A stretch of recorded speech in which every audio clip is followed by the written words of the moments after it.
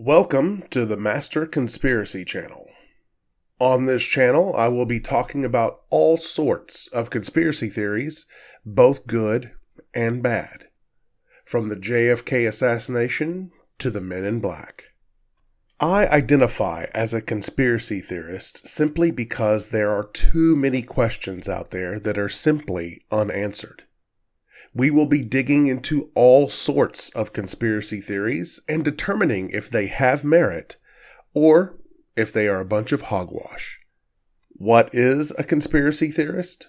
Well, it is an amalgamation of two words. Conspiracy, it's a noun, and it means the activity of secretly planning with other people to do something bad or illegal. Theorist, also a noun, means a person concerned with theoretical aspects of a subject.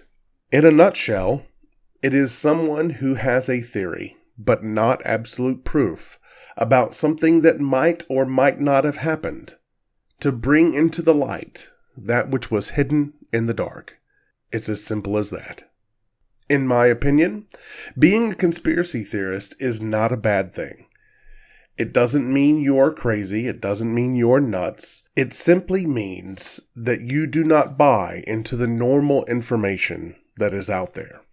Where the common person usually finds issue with conspiracy theories is when those theories are proven to be 100% incorrect. But we still continue to push those beliefs. Please feel free to follow this channel and comment on any video that you like. Although conspiracy theorists are usually very open-minded, they can tend to shut others down when they don't agree. I ask that you do not make such comments that are derogatory in nature and try to keep an open mind. I also ask that you do not believe me, but rather use me as a jumping-off point for your own research. Thank you for visiting my channel, and feel free to sit back, relax, grab a cup of coffee, and join me as we dive into conspiracy theories.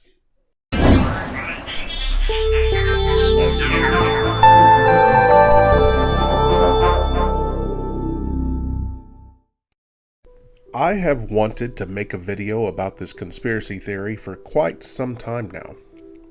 The Denver International Airport has intrigued me for quite some time. Let's look at some interesting facts first. Number 1, Denver International Airport is the 20th busiest airport in the world and the 5th busiest airport in the United States. Number 2, with 64.5 million passengers traveling through the airport in 2018, it generates more than $26 billion for the region annually. Number 3, Dallas International Airport is the largest international airport in the U.S., twice the size of the Dallas Airport. If you have ever flown into or out of Dallas International Airport, you know just how big that airport is. Denver International Airport sits on 53 square miles of mostly unused open space. This is the area surrounding the airport. Number 5, all in all, there is over 6 million square feet of public space in Denver International Airport. These statistics do not, of course, account for the restricted space at the airport, so those numbers are unknown. Number 6, the initial cost was projected to be $1.7 billion.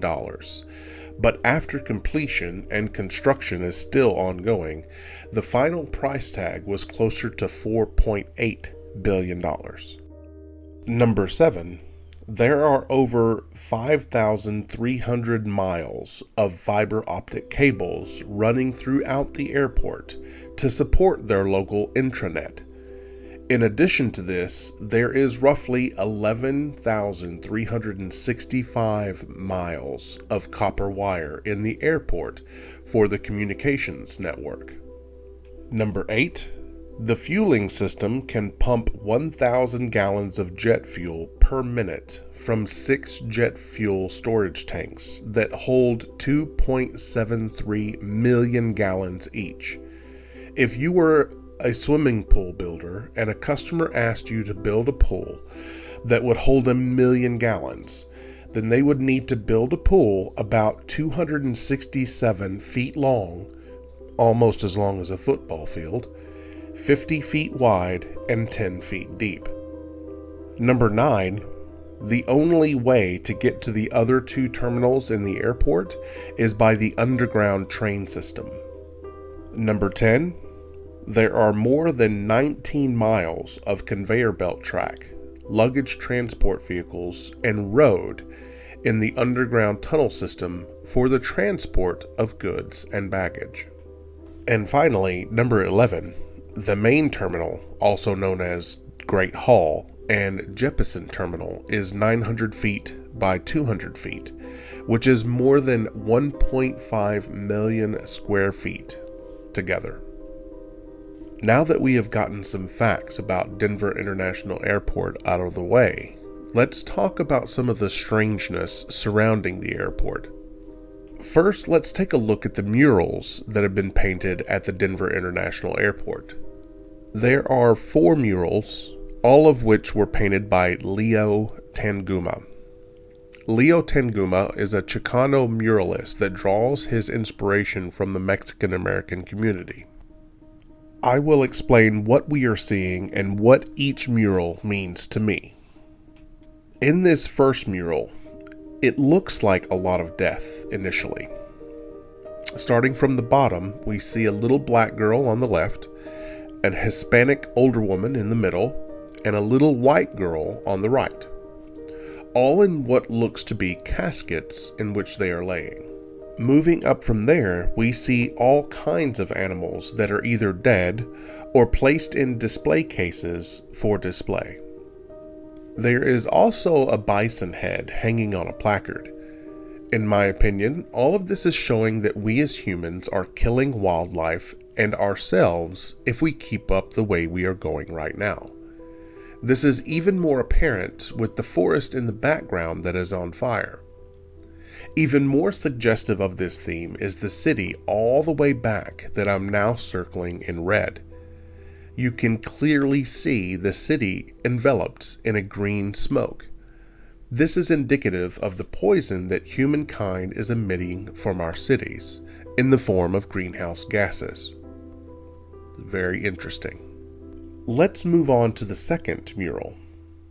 Let's start on the left-hand side of the picture. As you can see, there are a ton of women in brown and gray mourning garb, weeping for the loss of the children to the right of them. In the middle of the mural is a very large man in a military uniform that is kind of suggestive of a Nazi uniform, wielding both a rifle and a sword. It is stabbing a white dove that seems to indicate the death of peace. Then, starting from the child in the light purple blanket, it looks as though his spirit is escaping through the darkness and finally exploding into a rainbow. One thing that I've not heard anyone talk about is the letter in the bottom right-hand corner of this mural. I was able to find a separate photo of this letter, and this is what it says. I was once a little child who longed for other worlds, but I am no more a child, for I have known fear. How tragic, then, is youth, which lives with enemies, with gallows ropes, yet I still believe I only sleep today, that I'll wake up a child again and start to laugh and play. This was a poem written by a child as indicated by the signature at the bottom. Harris Huckenberg, 14 years old, died December 18th, 1943, Auschwitz concentration camp. Next, the third mural. All of the children are celebrating the death of the soldier. The banner that is going through the middle of the crowd of children is the word peace in many different languages. This is apparent with the two doves sitting on top of the dead body of the soldier as well. What is really cool that I haven't heard anybody else speak of is this. First, look at the flags and what they are wrapped around. Swords. The children are taking the swords away, wrapped up in the flags. Pretty cool, right? That's not the coolest part. Look at the flags themselves and the corresponding countries that are paired together. USA and Russia. Israel and Palestine. England and Ireland. I am sure that the other flags are the same way, but I cannot make out what country the other flags are for. Regardless, the children are from all over the world and are smiling to show that there is no more war. Oh, how I wish this was the case.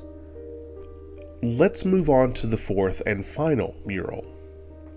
Your eyes are drawn immediately to the flower in the middle of the mural. This multicolored flower is what I can only assume is the flower of peace. Everybody is up and dancing. All the animals are alive. Even the bird that was in the display case in the earlier mural is now up and flying around. Everything looks to be joyous. Out of the 4 murals that were on display initially, only 2 are now permanently on display. In Peace and Harmony with Nature, and Children of the World Dream in Peace. Now that we have gotten the murals out of the way, let's move on to the juicy stuff. Jesse Ventura had a show that I absolutely loved. It was called Conspiracy Theory with Jesse Ventura. One show in particular aired on January 13th, 2010, and was titled Apocalypse 2012. Now, in this episode, Jesse touched on the murals, and as I just described, they really aren't indicative of anything ominous. But he did touch on something that should be looked into a little deeper. Construction. Denver International Airport construction support. Clearly there's a lot of construction still going on when you look at this, because these aren't abandoned places out here. Surprised that we're even here without getting arrested. There's also excavation. Clear evidence they're still digging beneath the airport property. The new Denver International Airport has dug out enough land, approximately 1/3 the size of the Panama Canal. The Panama Canal displaced 268 million cubic yards of dirt and is 51 miles long. Imagine what 1/3 of that is, and then imagine that amount of dirt being moved just for the airport. Also in this video, Jesse touches on a railway system that runs from Denver International to Cheyenne Mountain. That could be the case of all the dirt that was moved. Also, why is this airport 25 miles away from Denver? That is kind of odd as well. I do not think that NORAD is a good place to go after a nuclear exchange. NORAD is the number 2 target just after Washington, D.C. And even though it is under a mountain, the number of weapons zeroed in on this site is probably enormous. There is also a big blue horse statue outside of the airport. At first glance, it seems that the horse is not out of place. The Bronco is the icon for the Denver football team, so this does not seem too far-fetched at this point. But let's dig a little further, shall we? Here is a photo of the statue, and here is a different photo of the same statue that is, shall we say, a little different. Now, people ask, why is the horse in Denver blue? Well, the inspiration for the coloring actually comes from a legend floating around Colorado's vast and rugged San Luis Valley. People here used to talk of a stallion that was a leader among Mustangs. It was always capable of finding water and grass for the herd. This Mustang also happened to have a blue coat with red eyes, and at times was said to be capable of flight. This is probably where the Denver Broncos football team gets their name. Officially named Blue Mustang, but often called Blucifer, due largely to its haunting red eyes, the story behind this horse sculpture is an interesting one. Originally imagined to be a pull-off for travelers, this piece of art was commissioned for Denver International Airport in 1993. Oddly enough, it wouldn't be installed for roughly 15 years, largely due to legal issues, airport security scares, and the death of an involved party. In 2006, a large section of the horse fell on sculptor Luis Jimenez in his workshop, crushing his leg and severing an artery in the process. Eventually, the sons of Jimenez would complete the work, though the original sculptor would never see his finished project. That, in and of itself, is not a conspiracy, just an unfortunate accident.